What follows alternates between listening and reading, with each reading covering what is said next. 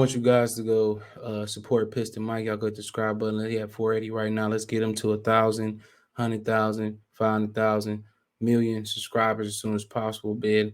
Let's help him put it down. Make sure you go over there and subscribe. If you like the Pistons, you want to support me, think about sending me a donation. Best way you can help me right now is go subscribe over to Piston Mike and go help him get his numbers up, putting in work, hard work, smart work, dedicated work, consistent work. So make sure you go over there and appreciate that work. So remember, the name is Piston Mike, and I have a link in the description. If you have a problem finding it on YouTube, it'll be under source link or Piston Mike channel link in the description. Peace. All right, man. Let's talk about Auntie Lynn. The word on the street is Auntie Lynn supposed to be fired or quote unquote pardon ways, which they fired them. They just trying to put it in a better way. So we all knew this was gonna happen. So after the day to be his last day working with the Detroit Lions as an offensive coordinator on Dan Campbell's staff. Okay. So let's put it up here. Check out Detroit Lions Talk playlist, thumbs up the video, share the video, subscribe to the channel. All my social media links, subscription, Twitter's the fastest way, and Facebook and Instagram. Okay. It says that Lions hashtag the hashtag Lions and OC offensive coordinator Auntie Lynn are expected to part ways following today's game. Sources say one of the more respected leaders as a head coach, it was never a good fit as OC for Lynn in Detroit. He had play calling duty stripped early, and now both sides appear set to walk away. So you got somebody make a comment right here. Anyone that says he has no talent doesn't watch our games. I'm not surprised. We won games with head coach Dan Campbell play call. Well, like I said, look, man. When people bring that up, how can I answer that? When people bring that up, that's fine. Okay. Dan Campbell just ran the ball, and like I said before, Jared Goff was the reason this dude got fired, and Jared Goff still is pathetic. If you watch the games with Dan Campbell, he got better when Josh Reynolds got here. Auntie Lynn didn't have the he didn't have the benefit. He didn't benefit from Josh Reynolds. So I can't say, man. Jared Goff is the reason he got fired. Jared Goff only won 2 games. Okay, remember the game against the Steelers? He had an injury and, the oblique, and he couldn't throw the ball. They beat Minnesota, but he turned the ball over on downs. I mean, the Minnesota games mirrored each other from when Campbell called it, when Lynn called it. And the difference was, Jared Goff did come through with a pass. Facts. But the Arizona game is the only game people pointing to one game. I think Auntie Lynn could have won 1 or 2 games with him, but yeah, he had some questionable calls like the double slant in the end zone versus the Rams, and he threw the pick. And like I said before, I think he was just doing what Jared Goff was comfortable with, and he didn't commit to run the ball like they want to run the ball. Okay, so Dan Campbell just ran the ball to cover up deficiencies. Dan Campbell just ran the ball to cover up deficiencies. That's it. He didn't do nothing special, and teams are still gonna key in on that. When teams, actually scout the Lions, they still going to key in on that. That's a fact. They're going to stack the box. They're going to double a bracket Josh Reynolds. And like I said, a lot of these guys are too comfortable with Jared Goff as quarterback. You got to find a potential replacement. If you can find a replacement this year, we know more than likely that won't happen because they're paying Jared Goff that money, but you got to prepare to find that guy. Jared Goff didn't do too much better with Dan Campbell. He had one better game in Arizona. They had some solid games in Detroit under him. He just sucked. And Jared Goff is the reason why Auntie Lynn is getting fired. He's not going to say it. Okay, he's not going to say it. Okay, but if you look at some of these games, bro, they put up 33 on 33, on the 49ers. Then the Packer game, Auntie Lynn called a good game, but Jared Goff started running and Jared Goff started slipping. They was close with them. The Chicago game, Frank Ragnar got injured, oversnapped, and Jared Goff turned the ball over 7 times. Now, maybe if they're raining more in the red zone, he right. Like I said before, Jared Goff is an issue, and everybody is forgetting that Jared Goff is an issue. Remember they said he had an issue right before they took they took play calling away from Anthony Lynn. It was a story that broke into the media saying that Anthony Lynn and Jared Goff had some issues. They look right here. It says denies reported riff. And they probably did have a riff. And like I said before, Jared Goff is the issue here. He did better with Tyrod Taylor. And we all know Jared Goff sucks. So it wasn't this man fault. I know he wish he would have took the vacation like he said he was gonna take the vacation. And I know he wish he would have took that vacation, that time off. And now this hurts his ability to get other jobs. That's why people don't want to come here because when you come to Detroit, it's the end of the road.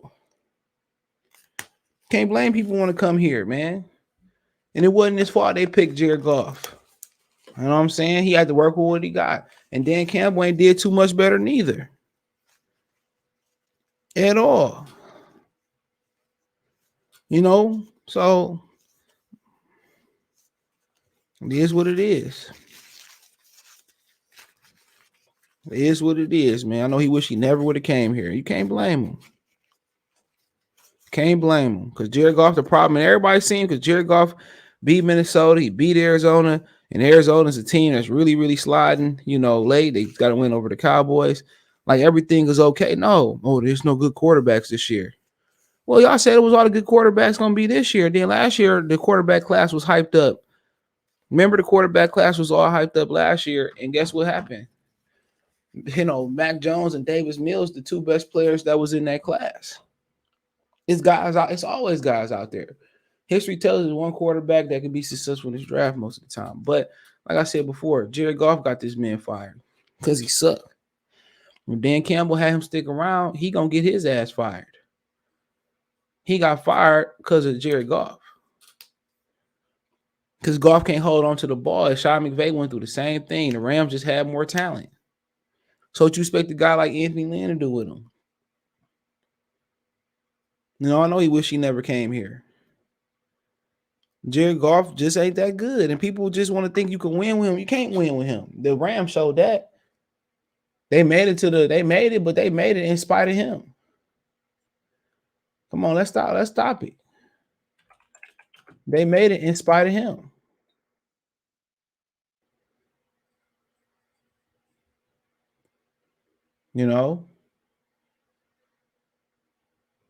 So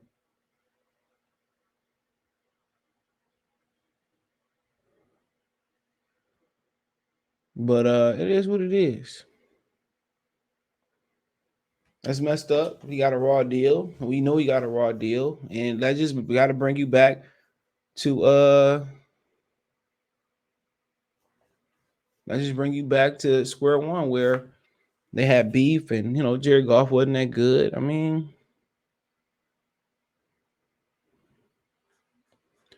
it is what it is, man. Lynn came here. He wanted to take a year off. He came. Campbell called. Said he couldn't pass up this opportunity. No, I wish he would. I know he wish he would have, but he get paid. Don't get paid. So he gonna get paid.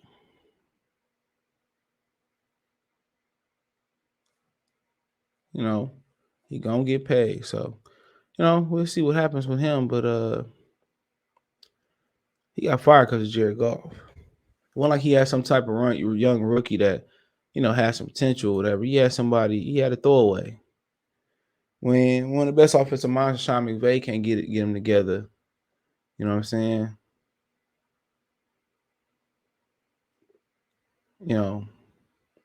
It's a wrap.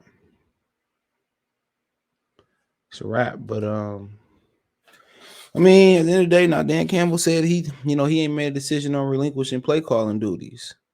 He feel like he getting better at this. But when teams start making this, especially you come back with Jared Goff as your quarterback and Tim Boyle as your backup next year, especially when teams start to adjust, that's going to be another learning curve for him.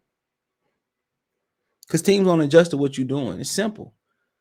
Anthony Lynn had some success. They made an adjustment, and Jared Goff couldn't adjust. So you keep Jared Goff around if you want to. We be talking about, y'all talking about, they got some potential next year. You're always selling hope, man. You're going to find Dan Campbell in the trash can. fired in Detroit. You can't go forward with this dude as your option. You can't wait to 2023 to draft the guy and throw him in there. That's not how you have to do it.